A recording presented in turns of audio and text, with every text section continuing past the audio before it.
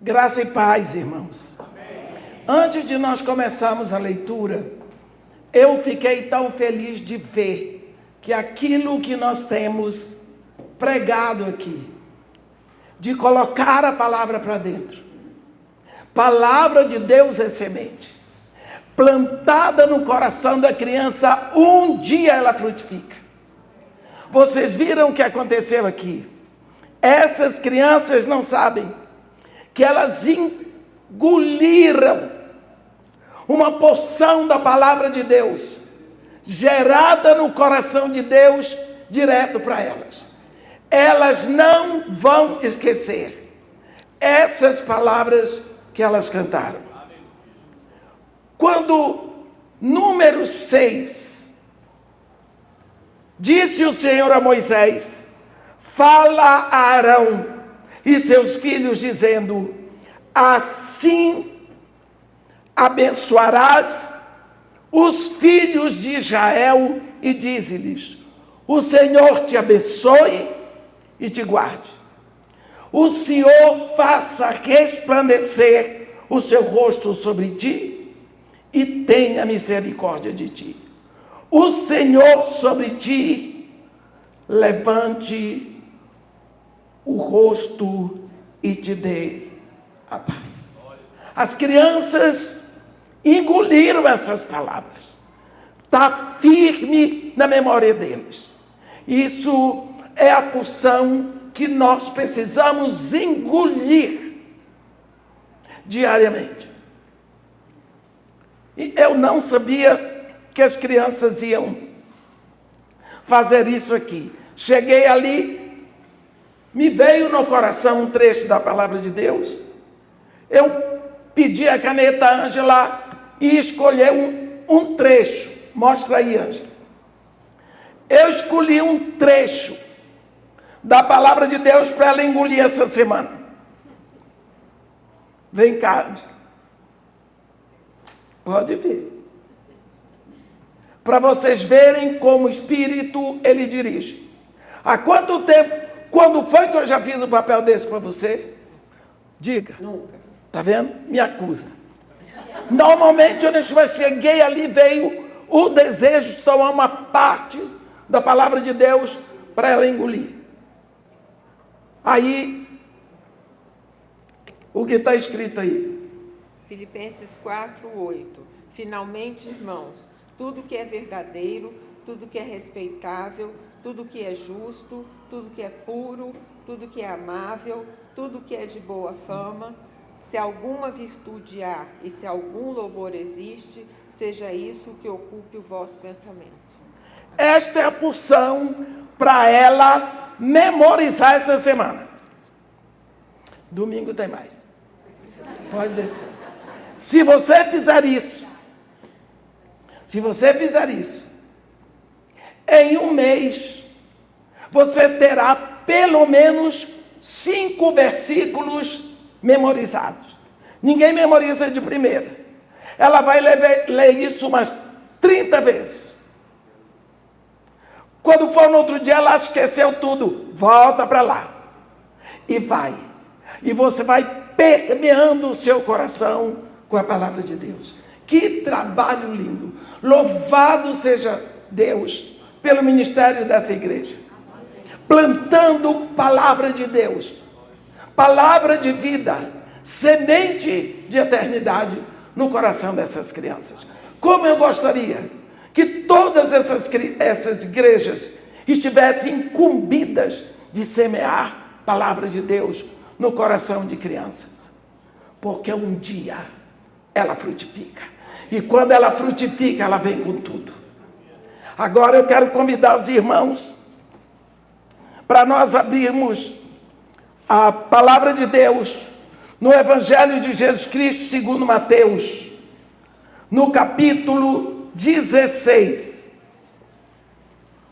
Evangelho de Jesus Cristo segundo Mateus, capítulo 16. Vamos começar a leitura no versículo 13.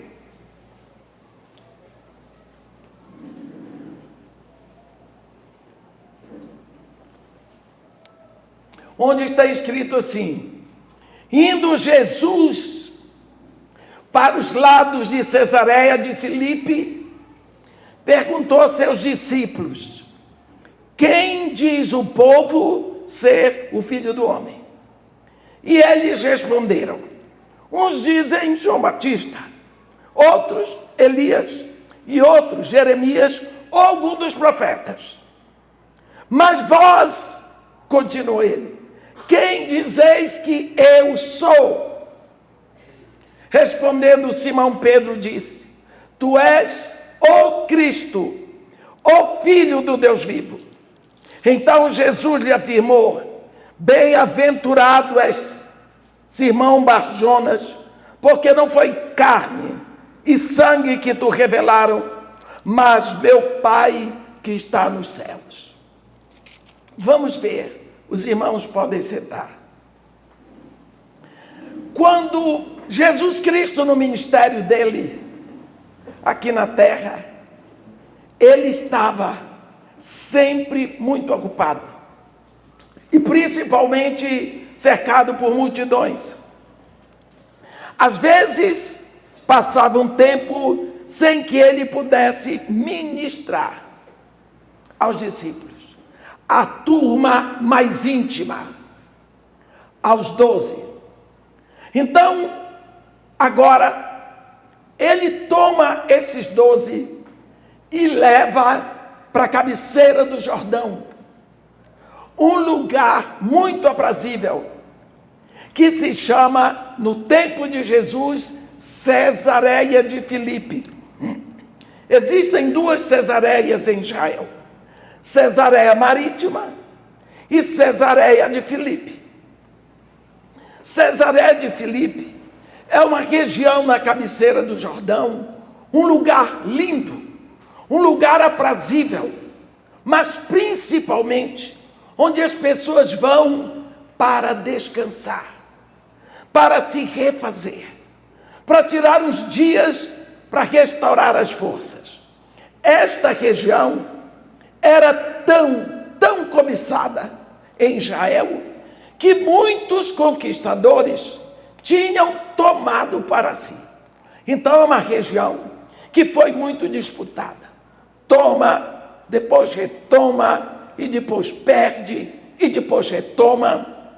Só que ali existia o Pânteon. O Pânteon é o conjunto de todos os deuses gregos. Vocês sabem, os gregos tinham milhares de deuses. Deus para tudo. Então, lá existia o monumento da adoração e homenagem a todos os deuses. Por isso, essa região se chamava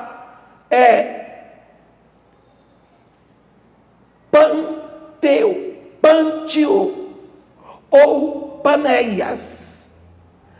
Panéias foi o primeiro nome, depois veio para Pântio. No tempo de Jesus, eram duas dinastias em Israel.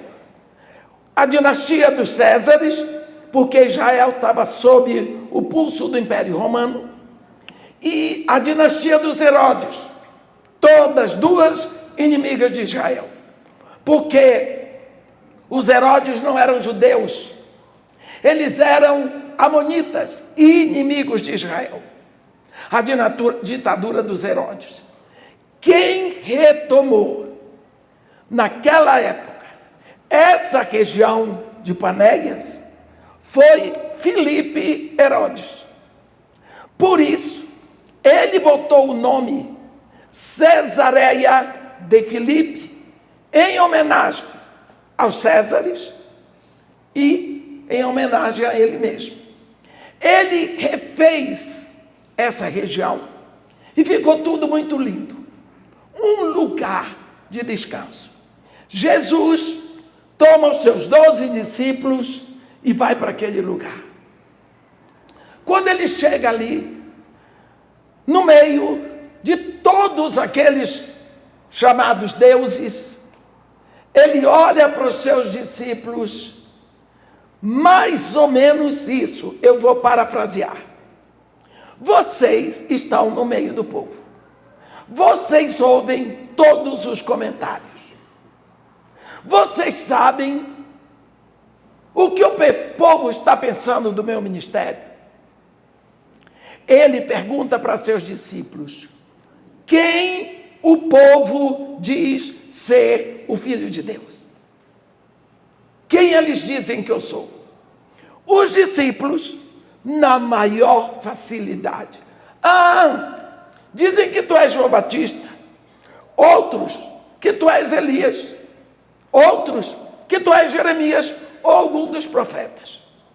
Pense, aqueles discípulos facilmente acreditavam que Jesus fosse a reencarnação de algum pecador.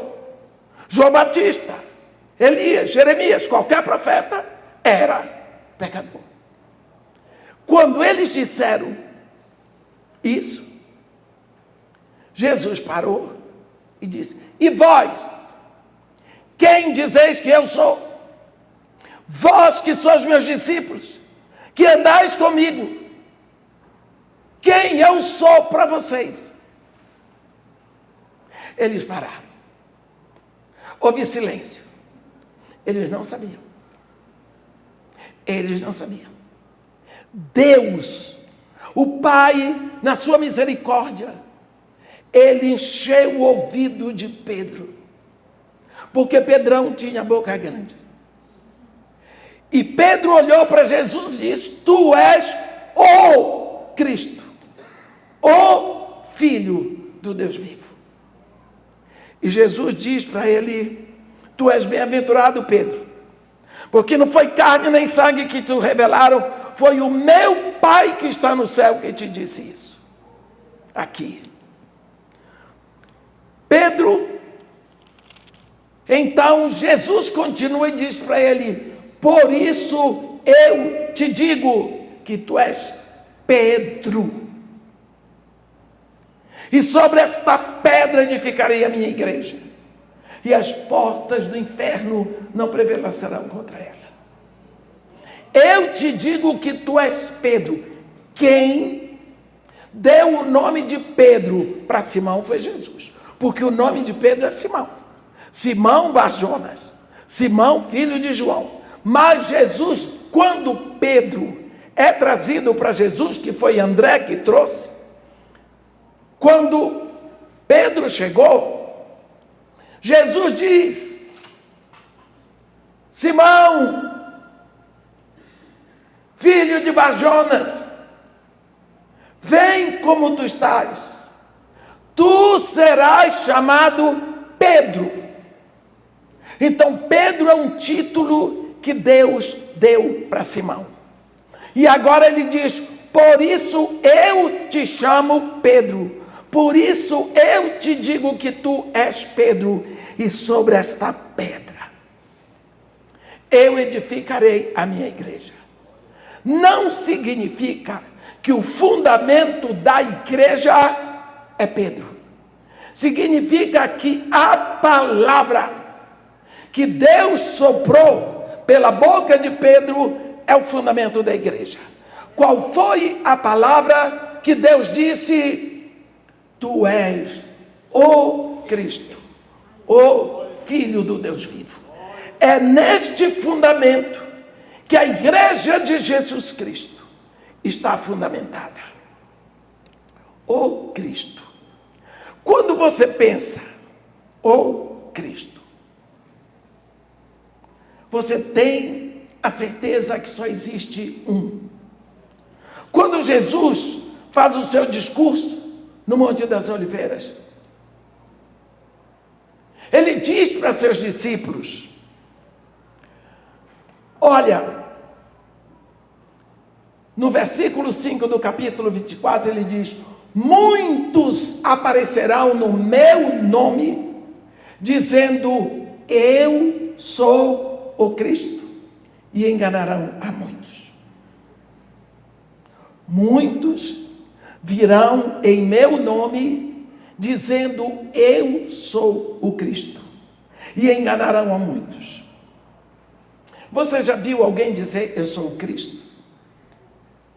Tem aquele homem que aparecia lá do sul, o Henrique Cristo, né? Coitado, mas a gente sabe que ele tem um problema mental, que ele falava até que sotaque.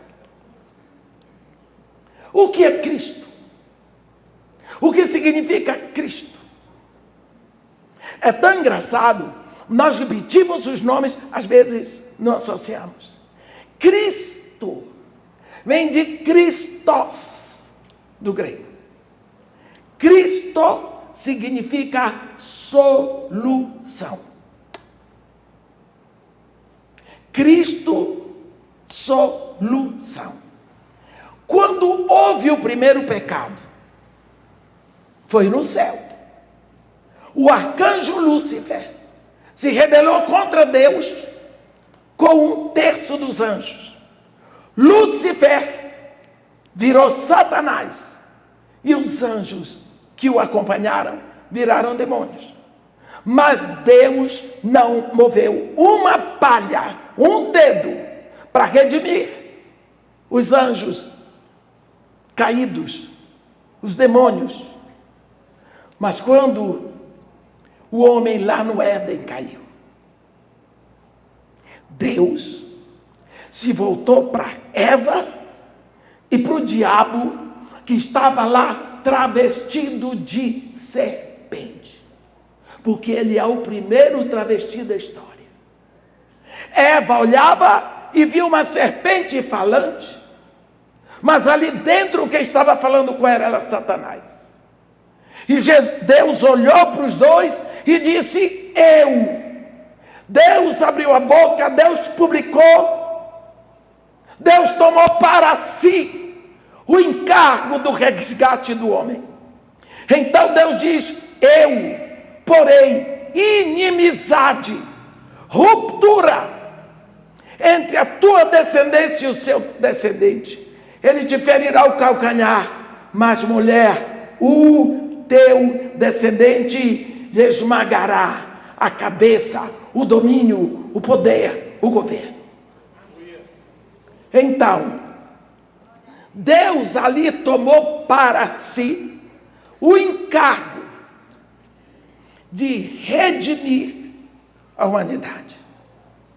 E para que isso aconteça, Ele criou um plano para a solução da queda do homem. Esta solução é Cristo. E Jesus, o Filho, passa a ser o Cristo, a solução do Pai para o nosso afastamento. Agora, quando nós olhamos aqui, nós vemos Jesus ali em Panéias, ali em Cesareia de Filipe, naquele pânteon de deuses que são criação da mente humana, e ele ali, para aqueles discípulos, ele era só mais um deusinho. Todo mundo achava que ele era mais um deusinho. Podia ser reencarnação de João Batista, Elias, Jeremias, qualquer profeta. Quer dizer, Jesus estava, para eles, alinhado a qualquer outro Deus. Jesus estava colocado paralelamente ao lado de deuses que nunca foram deuses. Hoje, qual é o Deus que domina a humanidade? Mamon. Mamon. Como você olha o mundo hoje? Como você vê a situação que nós estamos vivendo neste planeta? Vai fazer 2000 anos que nós temos a Igreja de Jesus Cristo aqui na Terra.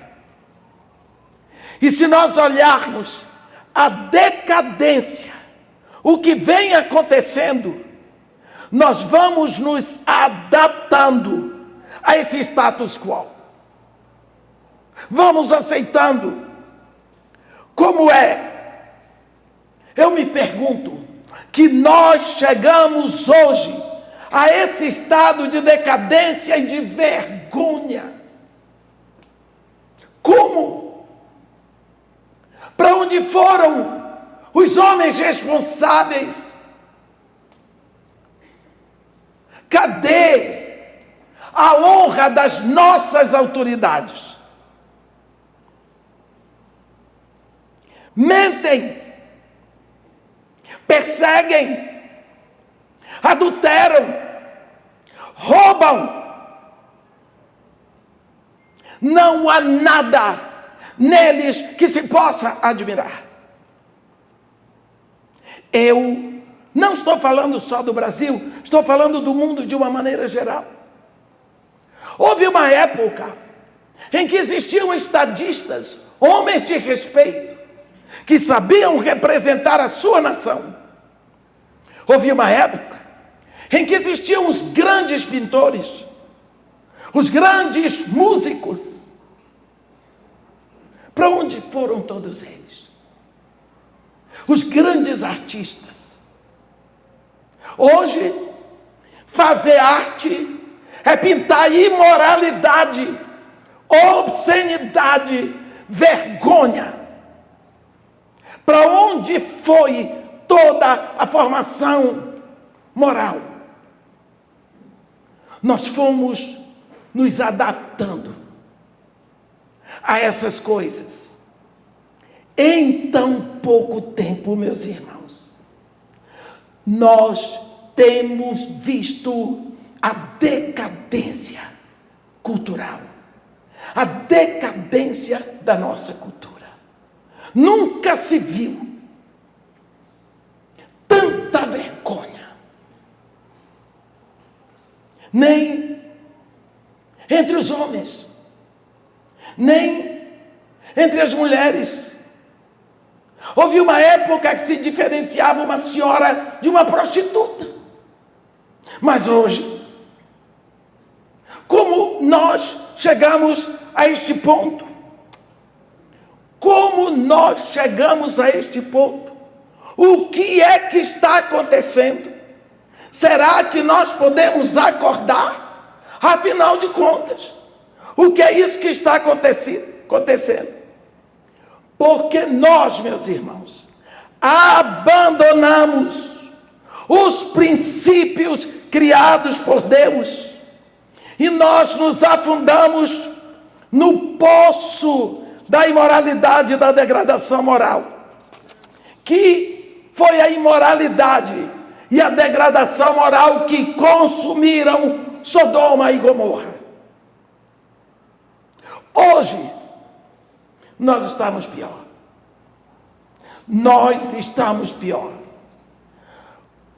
O que vem com isso? O declínio moral, a desintegração política, a desintegração social, a desintegração econômica.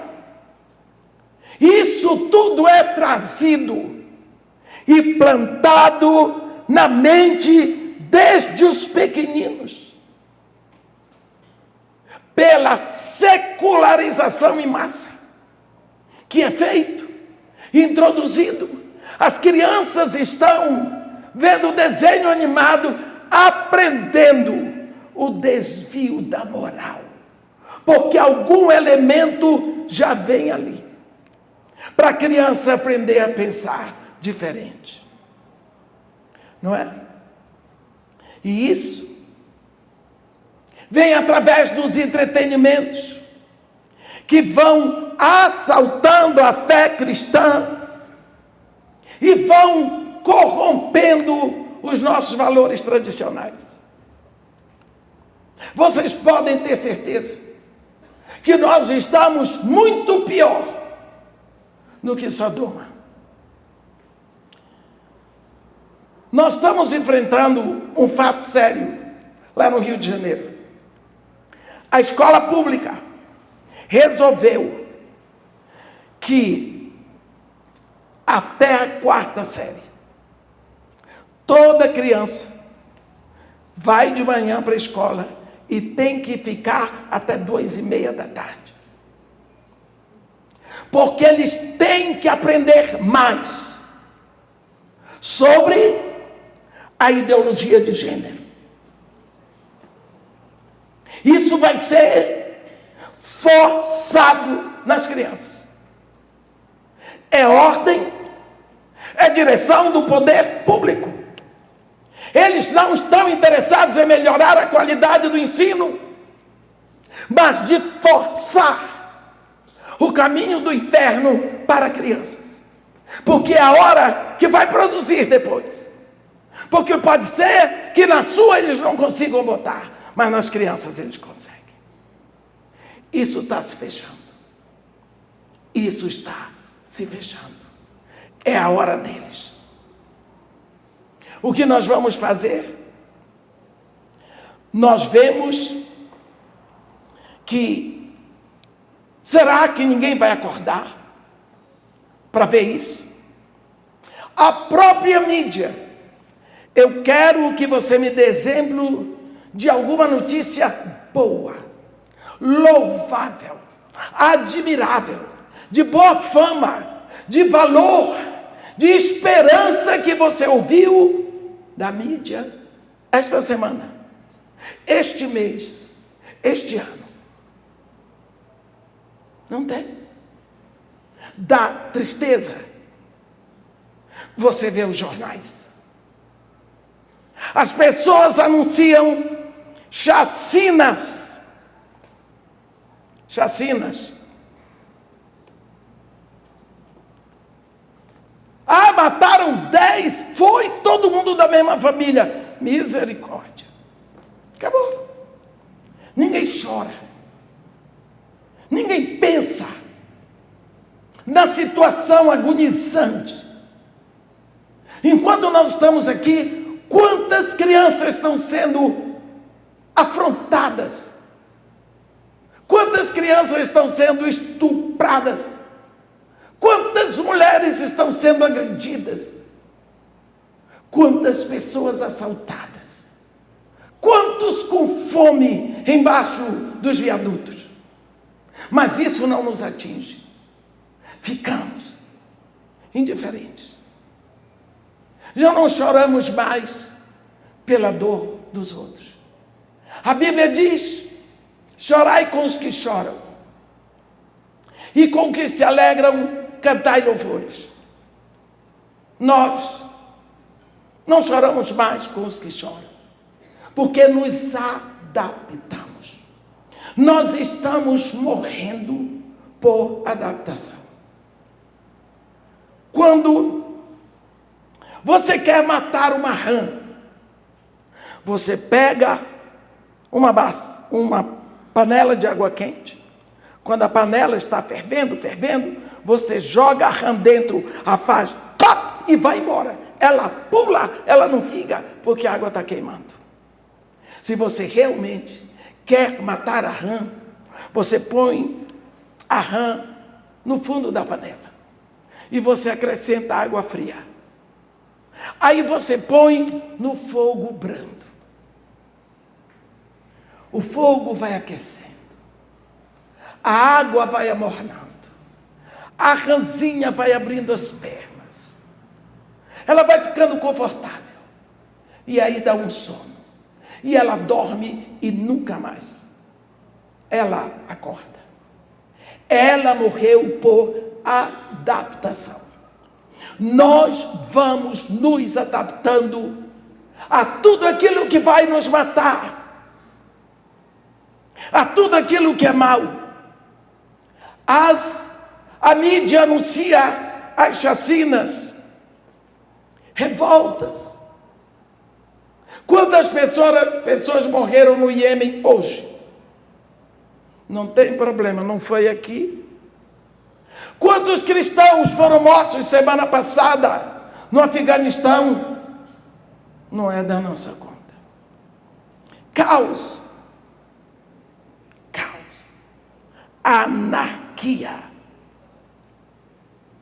Olha para a família. A família tradicional. Pai, mãe e filhos. Ela está se deteriorando rapidamente. Pode ter certeza. Hoje, aceitamos perfeitamente que tenha 2 homens com uma criança, é família. 2 mulheres podem adotar uma criança, é família. A lei, facilmente faz isso. Cadê o modelo que Deus criou da família? Homem, mulher e filhos. Isso, coisa de Deus, não vou me meter nisso. Uma criança chegou em casa maravilhada. Disse para a mãe: mamãe, a fulana é engraçada. Ela não tem pai e mãe, ela tem 2 mães. Ficou achando uma coisa interessante. Nunca tinha ouvido falar daquilo. Minha neta estuda numa sala onde só ela não é filha de pais separados.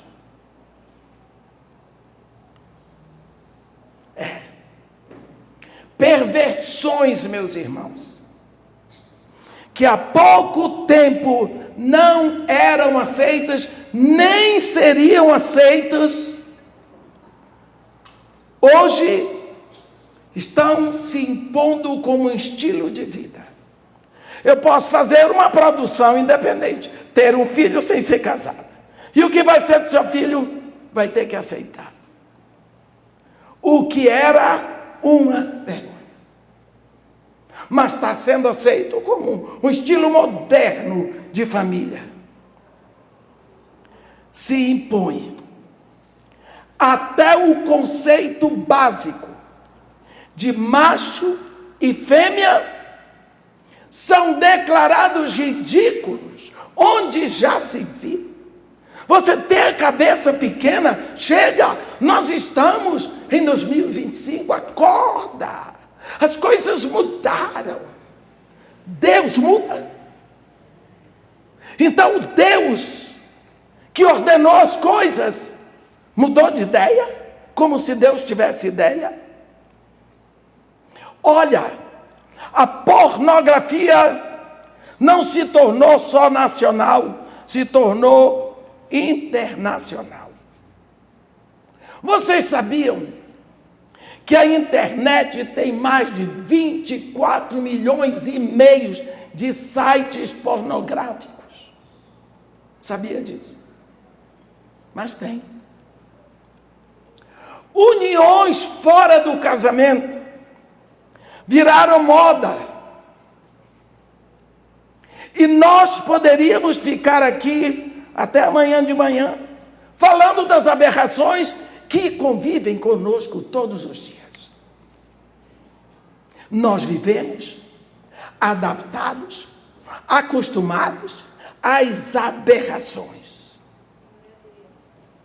Deus, o nosso Deus, Ele instruiu a Josué que destruísse as tribos em Canaã por causa dessas práticas que nós aceitamos, nós abraçamos, nós achamos inteligentes. Tudo bem, deixa o povo, cada um é livre para fazer o que quer. Deus disse: destrua. Nós dizemos: não, coitadinhos. Nós precisamos ter o amor.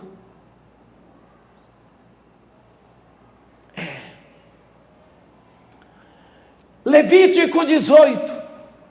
Deus faz uma lista de práticas abomináveis e avisa, deixa bem claro que não as aceitará. Mas hoje, nós abraçamos, abençoamos, rimos, pagamos a Netflix para dar ibope para esse tipo de coisa. E depois nós gritamos: Maranata, ó vem Senhor Jesus. Para onde? De que forma? Os sinais estão aí todos. Único sinal que ainda não está completo para que Jesus leve sua igreja da terra é o seguinte: este evangelho será pregado a todas as nações para testemunho, e então virá o fim. Os sinais estão todos prontos. A guerra de Gog, da terra de Magog, está aberta nos canais. Agora, com a chegada do Trump, ele entrou de frente com a Rússia e a Ucrânia, que é o desfecho para Magog. Mas nós estamos indiferentes à palavra. Se o Putin pegar a parte que ele quer da Ucrânia, ele se configura como Gog. E aí a batalha está preparada. Pode ler Ezequiel 38, 39. A Ângela sabe, há 3 anos eu venho seguindo isso todos os dias. É a única notícia que eu procuro na mídia. É sobre a Rússia e a Ucrânia, porque está escrito. Lá,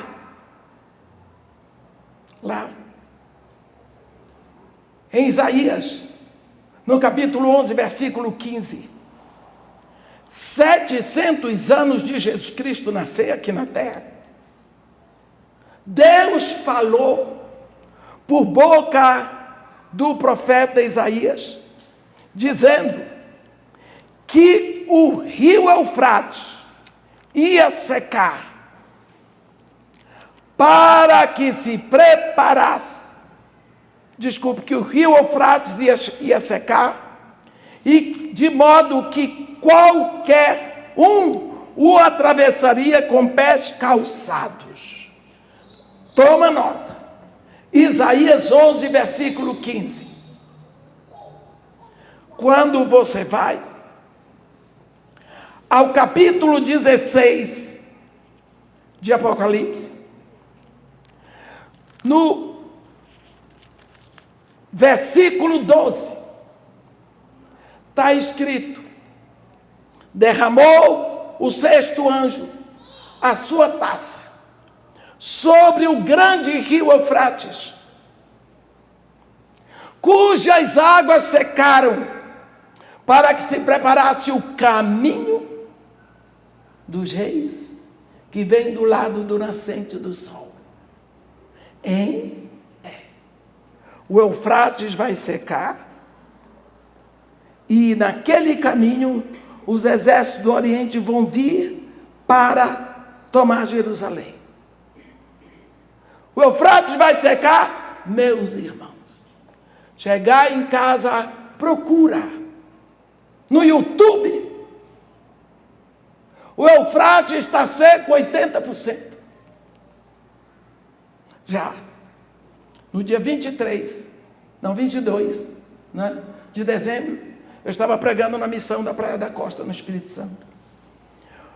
O pastor responsável pela Voz dos Mártires, foi com ele que eu fui para o Haiti. Ele sabe que eu morei na Caldeia, em Ur dos Caldeus. Ele sabe que lá foi a minha conversão. Essa cidade hoje se chama Basra. Fica no extremo sul do Iraque, fronteira com o Kuwait. Ele sentou perto de mim, porque ele estava lá, e mostrou para mim assim no celular dele, de meia: olha isso aqui. No celular dele tinha um templo lindo. A foto de um templo lindo. Eu disse: pastor, que templo lindo. Ele disse: sabe onde é? Eu disse: não. Assembleia de Deus em Basra. Eu construí.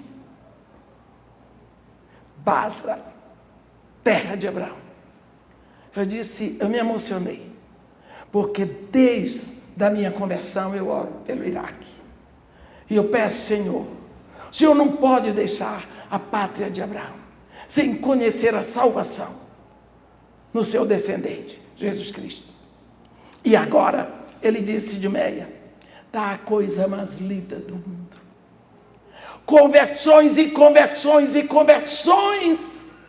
Basra está se rendendo aos pés de Jesus. Ele disse, só tem uma coisa que está entristecendo, que é, ele disse, irmã, é o Eufrates, secando, secando e acabando. O Eufrates. Ele me convidou para ir lá, para pregar. Eu não marquei a data com ele. Deus falou por boca do profeta Isaías que o Eufrates ia secar. Mostrou para João que o Eufrates vai secar para que os exércitos do Oriente possam ir com facilidade para atacar Jerusalém. 2013, fevereiro, um satélite da NASA chamado Grace publicou que o Eufrates já tinha secado, eu não sei se é 44% ou 46%, estava preocupado, a NASA preocupada. Agora, tem trechos de 2 quilômetros totalmente secos. Está escrito. Eu vou ler o que está escrito em Apocalipse 9. No quinta trombeta, na sexta trombeta, Apocalipse 9, versículo 13. O sexto anjo tocou a trombeta e ouviu uma voz procedente dos 4 ângulos do altar de ouro que se encontra na presença de Deus, dizendo ao sexto anjo, o mesmo que tem a trombeta, solta os 4 anjos que se encontram atados junto ao grande rio Eufrates. Foram então soltos os 4 anjos que se achavam preparados para a hora, o dia, o mês e o ano, para que matassem a terça parte dos homens. Não adianta eu ficar aqui dando relatórios do que está escrito na Bíblia. Nós estamos indiferentes ao que está acontecendo. Parece que nós perdemos a sensibilidade. Estou chamando a atenção, sim, porque nós precisamos acordar. Nós precisamos nos envolver no movimento de Deus. Que horas são no relógio de Deus? Para que tudo se complete. Deus não vai pegar atrasado, não. O que nós estamos fazendo? Que nós estamos engolindo e aceitando toda a lama podre que o diabo está enviando, porque ele não tem mais o que perder. Por que aceitamos? Porque vivemos essa podridão. Nos encontramos desprovidos de poder, desprovidos de autoridade. Jesus Cristo, quando ressuscitou, ele diz, todo o poder me foi dado nos céus e na terra. Eu sou Deus, eu sou homem. Ide, no meu nome, na minha autoridade, no meu poder, vão e façam discípulos. O que nós estamos fazendo? Parece que nós desistimos. O que nós vemos é um bloco de malvados dentro da igreja, saqueando, roubando, mentira, procurando poder, seguidores, para ganhar monetização, pregando asneira. Mas cadê a vida deles com Deus? Os escândalos estão aí. São vergonhosos. Vou dizer uma coisa para você. Eu prego nos Estados Unidos muitas vezes por ano. Todos os anos. Orlando não pode mais abrir igreja, porque os brasileiros esgotaram o número de igrejas. Cada um que chega lá quer abrir uma igrejinha. E aí vem a vergonha. Ano passado eu estava pregando no Conselho de Pastores da Flórida. E um jornalista que me conhece já há muitos anos me chamou no canto e disse: irmã, eu estou impressionado. Eu disse: com o que, meu filho?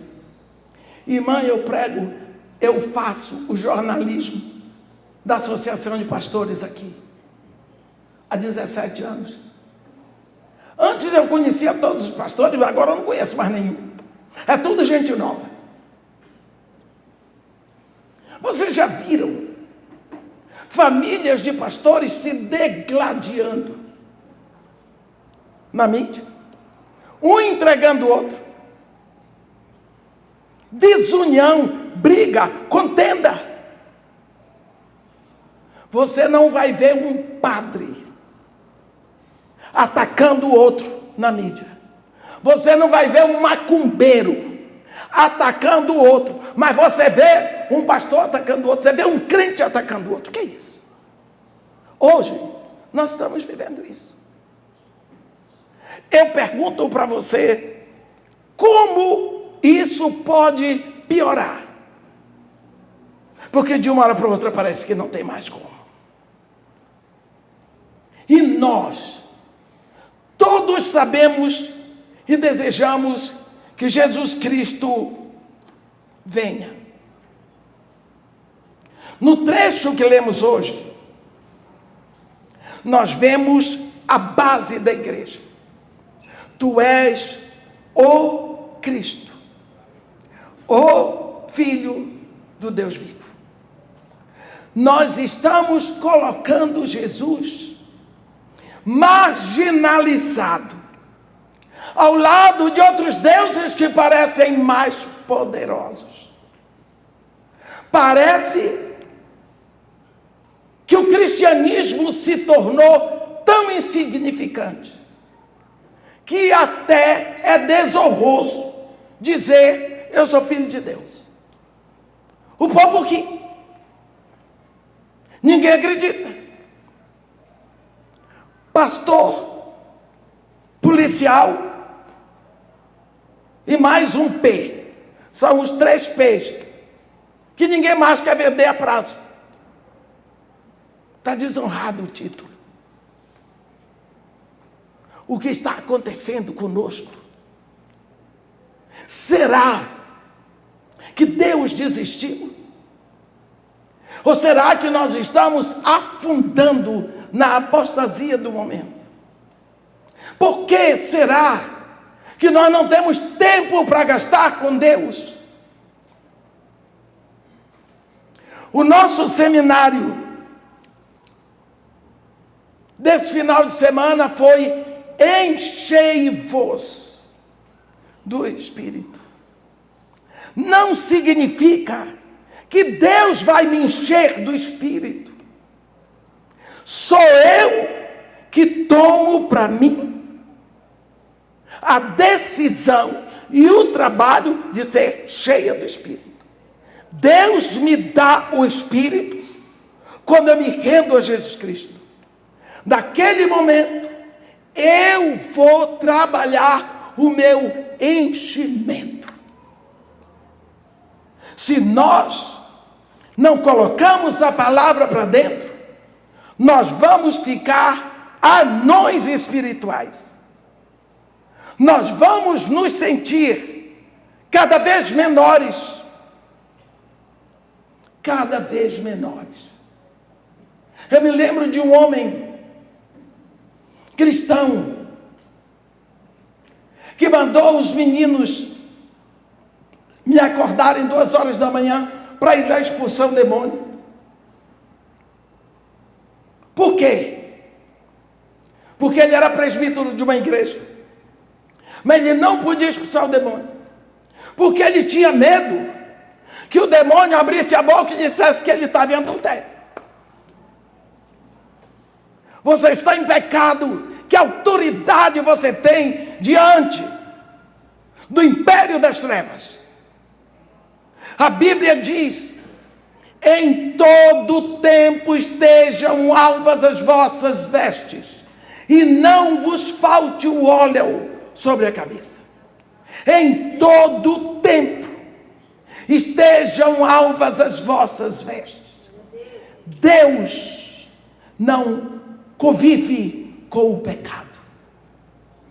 Por isso Deus instituiu o arrependimento, para que o pecado seja cancelado.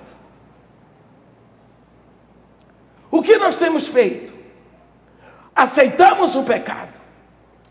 Aceitamos uma vida mais ou menos. Você não tem filho mais ou menos. O seu filho ou é seu filho ou não é. Ainda que ele seja adotado, ele não é um pouco seu filho. Ele é seu filho. A moça que trabalha lá em casa, há uns 3 anos, ela tinha dito para mim, chorando, que a sobrinha dela tinha deixado a família, o marido, que é pastor, e um filho, e tinha ido compartilhar a vida com uma outra mulher.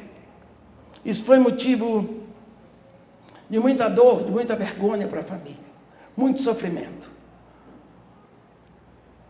Final do ano passado, ela me disse: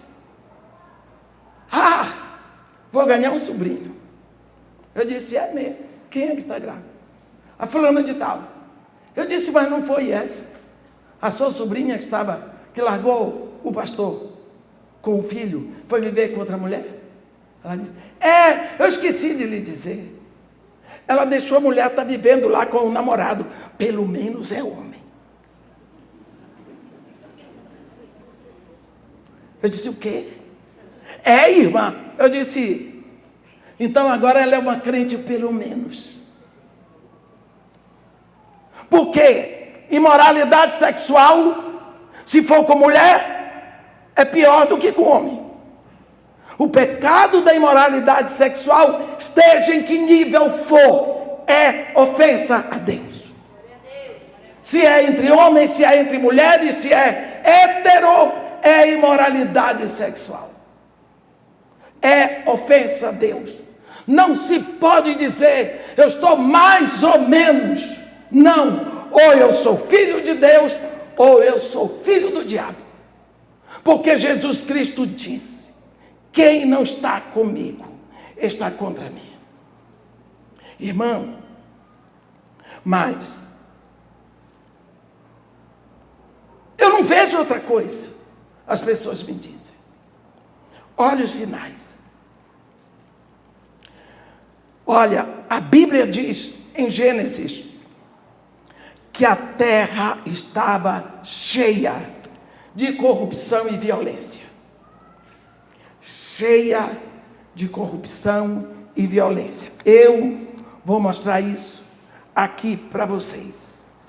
Gênesis, para você ver como é que Deus entende as coisas.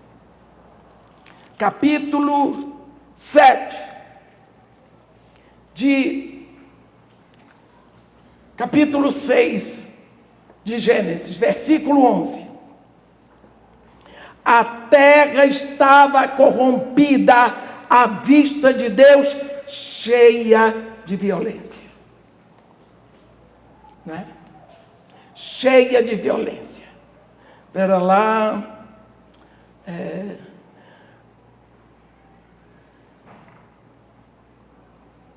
E diz o Senhor no versículo 7 do capítulo 6 de Gênesis: farei desaparecer da face da terra o homem que criei, o homem e o animal, os répteis e as aves do céu, porque me arrependo de os haver feito. Porém Noé achou graça diante de Deus. Esta é a história de Noé. Noé era homem justo e íntegro entre seus contemporâneos. Tudo estava apodrecido, mas Noé não estava. Noé andava com Deus. A terra estava corrompida. Você sabe o que é corrompido? Apodrecido, cheirava mal e cheia de violência. Não é assim que nós estamos hoje? Deus, nesta hora que viu a terra assim, levantou Noé e enviou o dilúvio. O dilúvio. Noé, você vai fazer a arca assim, assim, assim, bota tudo dentro. Noé botou a sua família. Foi Deus que fechou a porta da arca por fora. Noé estava lá dentro. Deus protegeu a família de Noé. Eram 4 casais. Noé, sua esposa, os 3 filhos casados. A terra, Deus ia fazer perecer tudo. E então salvou a família de Noé. Por quê? Porque a terra estava cheia de corrupção e violência. Quando nós olhamos para o Egito invadido de pragas, chegou o momento que não dava mais para conviver no Egito. As pragas aumentavam porque era julgamento de Deus sobre todos os deuses do Egito. Deus tinha dito a Moisés: eu julgarei os deuses do Egito, eu sou o Senhor. O Egito, nessa situação, Deus tirou o seu povo. O mundo de hoje está do mesmo jeito. O que significa que está chegando uma hora de Deus tirar o seu povo. Pode ter certeza. Quem vai? Quem fica? Hoje de manhã falamos sobre a parábola das 10 virgens. Quem vai no arrebatamento?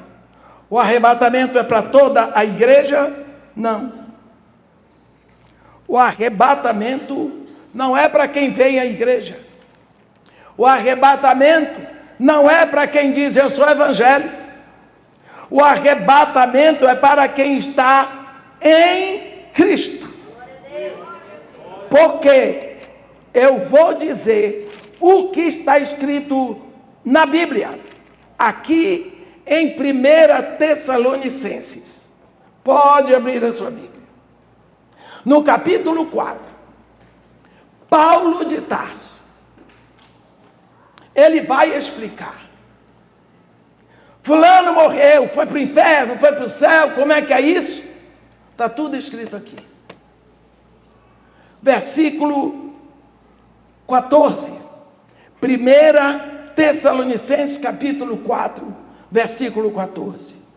Pois, se cremos que Jesus morreu e ressuscitou, assim também Deus, mediante Jesus, trará em sua companhia os que dormem. Olhe para mim. Essa palavra morte, todas as vezes que você lê que a gente diz que alguém morreu, na linguagem bíblica, alguém dormiu. Alguém dormiu.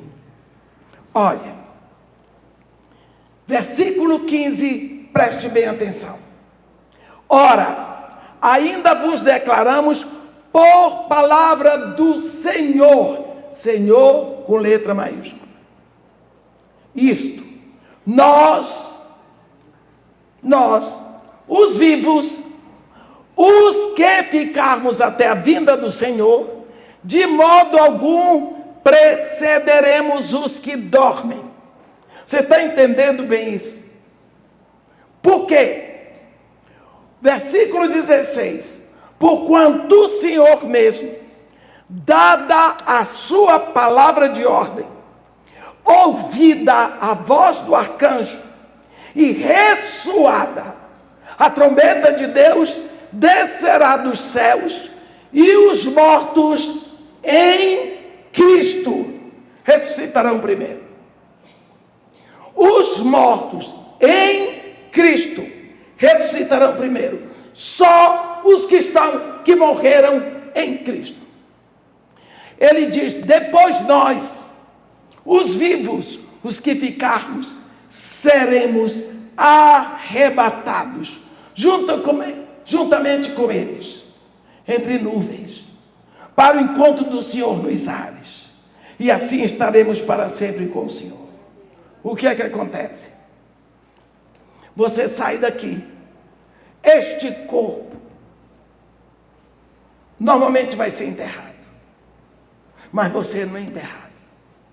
A Bíblia diz bem claro em Eclesiastes: o corpo volte ao pó, porque ele é pó, e o espírito volte ao Senhor. Você vai voltar. Você vai ser colocado num lugar esperando a trombeta. Você não está no céu, você está num lugar de descanso.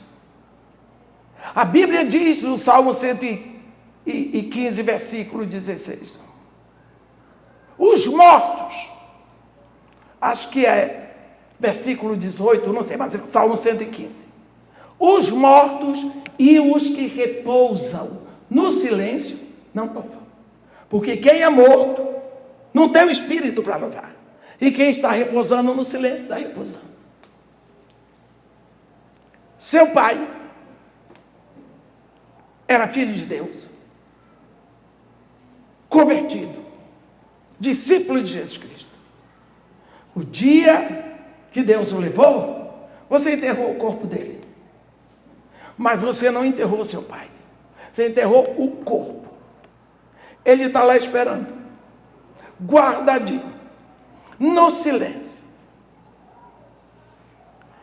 Quando for a hora do arrebatamento, Paulo diz a ordem: dá a palavra de ordem, que vem do trono.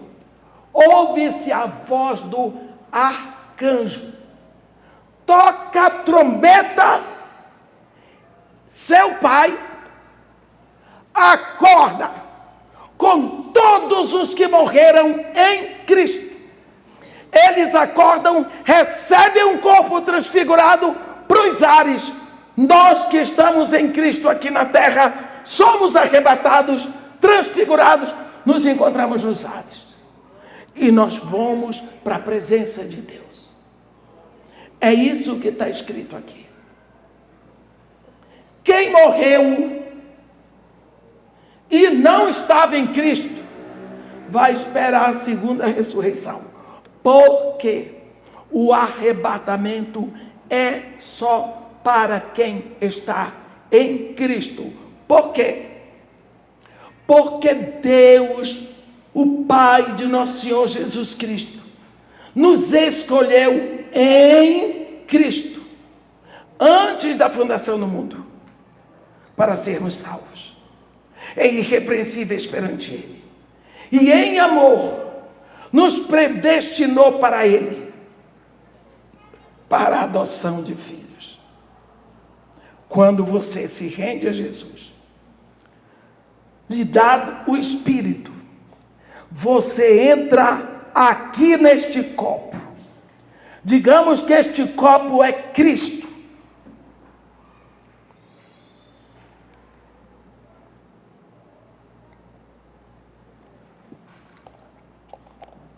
Este copo, digamos que é Cristo. Você vem aqui dentro. Ele lhe guarda aqui em Cristo. Você está guardado em Cristo. Se alguém lhe quiser atingir, vai ter que atingir Cristo primeiro. Alguém vai roubar o que está dentro de Cristo? Não. Então, o que está em Cristo, completou o tempo na terra, está guardado em Cristo. Na hora de partir para a glória, está em Cristo. Se você está em Cristo, você vai no arrebatamento. De outra forma, não vai. É necessário que nós levemos esta palavra a sério.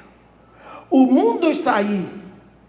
Eu fiz um breve resumo do que está acontecendo hoje no mundo. Dá para ficar pior? O diabo não tem limite para a safadeza. Não é? Não tem.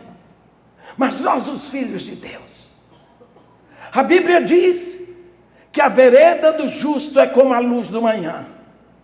Vai brilhando, brilhando, até ser dia perfeito. Você entrou no reino da luz, no dia que você se rendeu a Jesus Cristo. Essa luz que foi plantada dentro de você, ela vai brilhando, ela vai brilhando, ela vai transfigurando você, porque você está em Cristo, você é nova criatura. Então, você pode contar, olhar com segredo para o futuro. Existe um único toque de trombeta em toda a eternidade. A trombeta tem 7 toques distintos.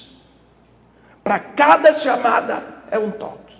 Mas tem um toque de trombeta chamado Tishri, que nunca foi tocado. Nunca mais será tocado, só no dia do arrebatamento da igreja.